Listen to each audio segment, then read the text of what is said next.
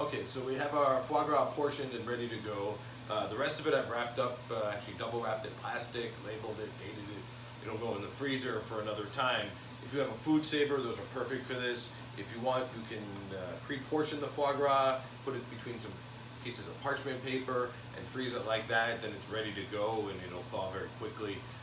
So it's very easy to handle. This is a lot of foie gras for at home, so don't hesitate to freeze it, it'll be just fine.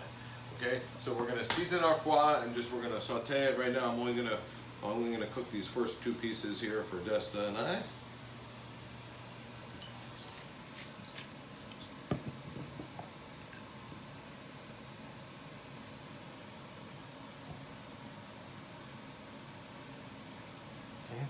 Sometimes in the restaurant we like to get decorated with a little quadrillage, we call it, a little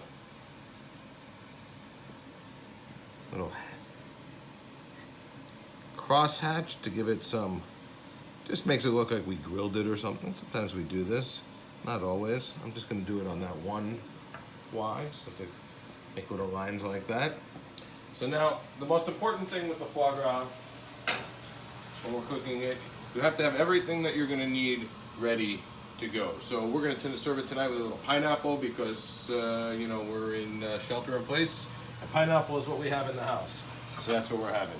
We want a nice hot pan. And unlike some foie gras, we don't necessarily need it screaming hot. This foie gras has, based on what Christian feeds it, it's gonna caramelize quite quickly. So you see a nice hot pan, and it's gonna start to render some food. And you definitely want to have your hood on high at this point, because it's gonna render some fat. It's gonna cook very quickly, and it smells great.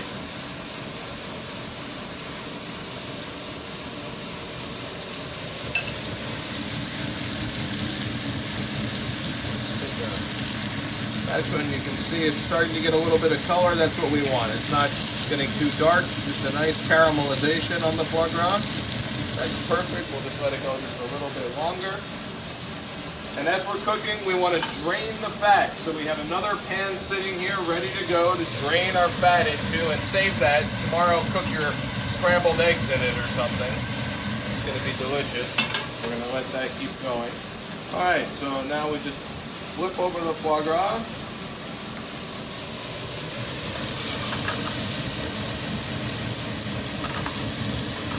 And what we're looking for here is we want it to be soft, but not mush. We want it to be a little bit firm in the center still. And we're going to add what we call in the kitchen just a little bit of love. Some shallots and some thyme. Give it some love in the kitchen. Okay. We'll give it a quick baste. And you'll be able to smell this now.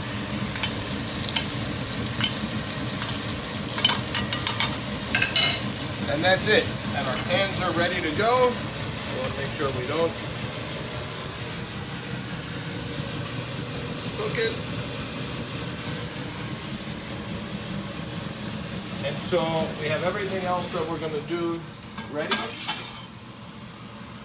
We have some nice balsamic reduction right here, ready to go. It really doesn't need much of anything.